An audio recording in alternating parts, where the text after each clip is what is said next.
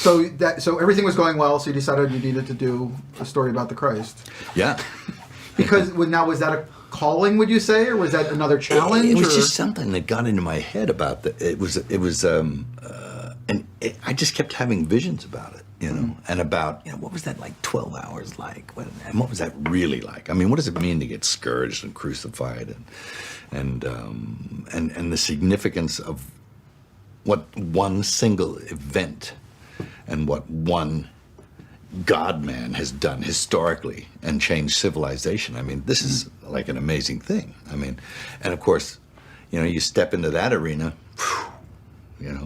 it's going to create some fireworks. Did you think about that before you did it? Well, I thought, a lot of other people did it. George Stevens did it, and who's the other guy? The Cecil B. DeMille, and, all these other people, and Franco Zeffirelli did it, and man, they didn't get too much. So I thought, I'll just try this. But man, it just was like, it was like lighting the world on fire. And, it just turned into like such a shit fight. Well, you brought the pain to it, which I don't know nobody else had really ever done. No, they, usually it was usually like bad wigs and people speaking in bad Shakespearean dialogue with a little trickle of blood and stuff. And I sort of, got gritty with it. Did you ever think it was too much?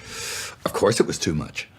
Yes, that was the whole point of it. It was the mystery of suffering, and which is the sacrificial lamb, I mean, if it was easy, it isn't worth much.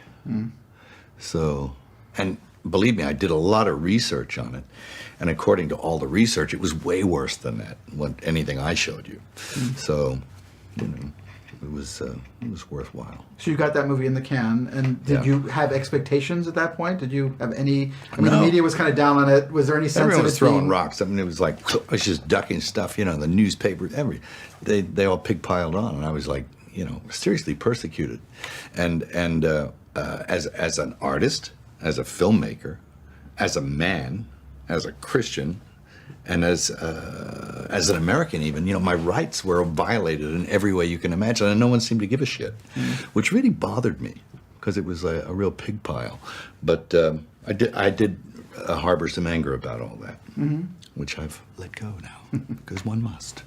But it was, and no one would distribute it. Right. No one. And, Rupert Murdoch was like, everybody, it was like a turd, pushing it away. So I thought, well, and I found this little distribution company with 2 guys and a dog.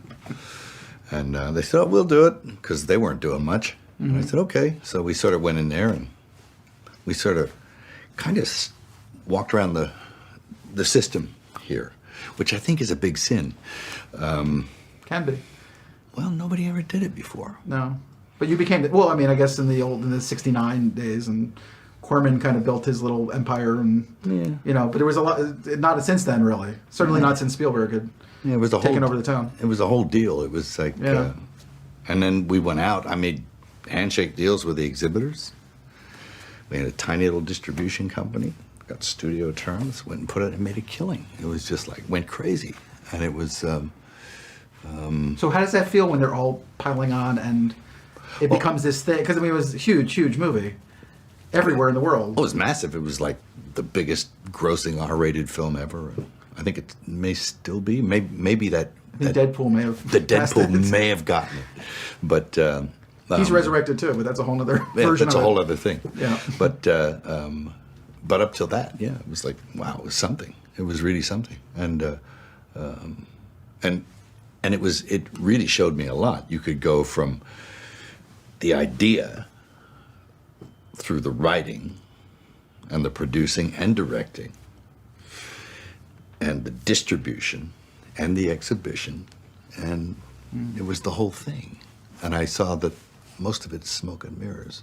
And I think the Seven Sisters kind of stood there and said, did anyone see that? I hope nobody else does that. Because that's just, So they all tried to do it soon after. They were all chasing it. A lot of people did. Yeah. But it's lightning in a bottle, that kind of thing. So again, do you feel like king of the world at that point, that, you got through it, or do you feel like you survived, or where are you? I just survived it. I was like bleeding by the time we released it. And there was so much outcry and stuff. It was like crazy. People putting guilt trips on you and stuff. And it was, it got released, and then it was like crickets. You didn't hear anything except the sound of money. And it was, and not that was the point either. That wasn't the point. The whole thing was that people dug it. And all said, well, it wasn't what we were told that it was. Because, it had all this bad rap. Everything from it being anti-Semitic to it being, bad filmmaking to everything, everything thrown at it. But it survived. And as an artist, and you've put your life into that film. You put your money into that film. Yeah. You really put yourself out there. Sure. How do you get the satisfaction?